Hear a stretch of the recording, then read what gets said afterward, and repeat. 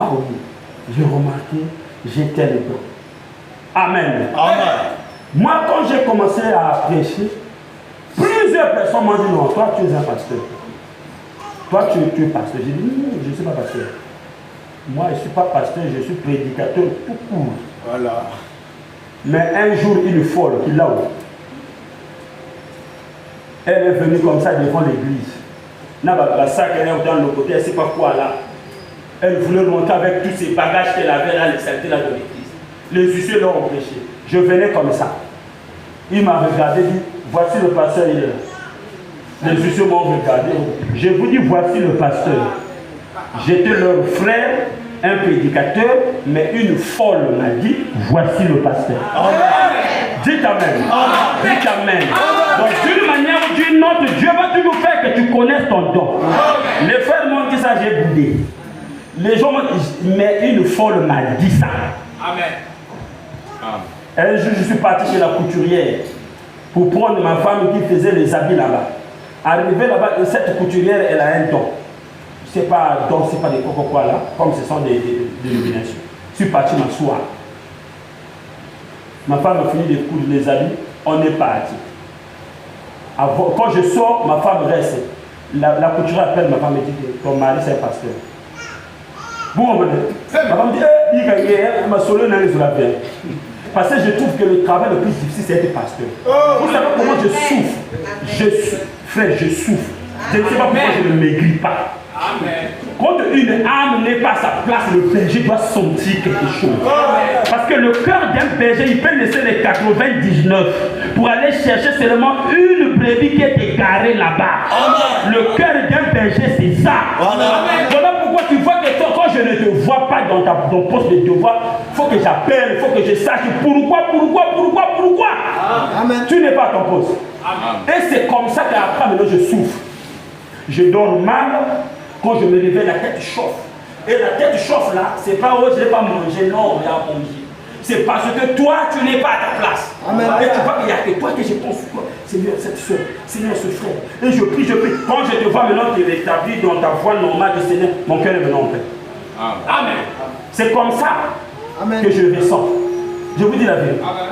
Regarde le culte de vendredi m'a secoué. Je n'ai pas bien dormi le vendredi à samedi et la journée de samedi, je ne l'ai pas bien passé. Pourquoi? Parce que je n'étais pas vu à l'église. Mais je dis, mais pourquoi je soulève ce genre de fardeau? Et pourtant, je peux même être simple comme tout le monde. Si une bébé n'est pas là, en fait, je ne me sens pas trop. Mais pourquoi je sens que ça me fait mal? Ah, c'est vrai, c'est le cœur du berger. Amen. En fait, le don là fait ça. Que je puisse me sentir mal à l'aise si les enfants de Dieu ne sont pas à leur poste de devoir. Amen. Et je comprends que cela ne dépend pas de moi. Amen. Ça dépend du don que Dieu a mis là. Amen. Amen. Amen. Ce que je te dis, c'est la vérité, frère. Amen. Il y a même des frères qui m'ont témoigné, pasteur Vivien. J'ai été presque dans 3 églises, peut-être du message. Mais la première fois où je vois un pasteur qui me suit, c'est toi. Amen. Moi que je te skive. Mais tu me suis toujours. Amen. Tu es où? Pourquoi tu n'as pas prié? Ça fait 2 jours que tu n'étais pas à l'église. Donc le frère là m'a dit que, pasteur, mais ça me donne un peu de l'assurance que j'ai un bon berger. J'ai dit alors. Il dit non, mais parce que je suis passé dans les églises, personne ne m'a jamais suivi. Hein. J'ai fait 5 ans dans telle église du message. Aucun jour pasteur Bokelamou, aucun jour pasteur visité-nous. Je dis oh, mais moi je trouve que c'est naturel. C'est ce qu'un berger doit faire. Amen. Pour moi, ça ne fait pas peut-être quelque chose d'étrange.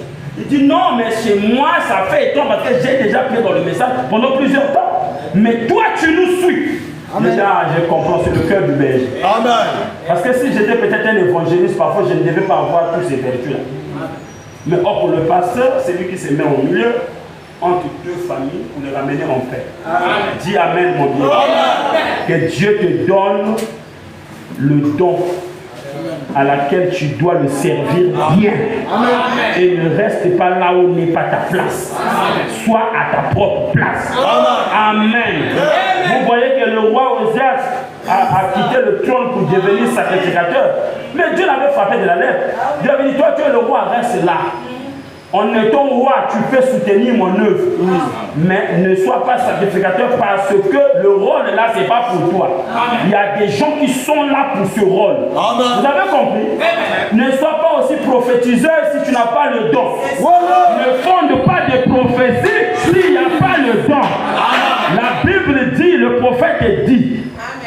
D'ailleurs, je prends d'abord le prophète est dit. À l'absence d'un prophète, Dieu donne des visions et des songes précis. C'est-à-dire, si Dieu veut parler, il va parler direct, précis. Amen. Parce qu'il n'y a pas un prophète. À ce moment-là, quand tu lui donnes des visions, il donne ça précis. Mais ne fonde pas si tu n'as pas le don là. Dis Amen.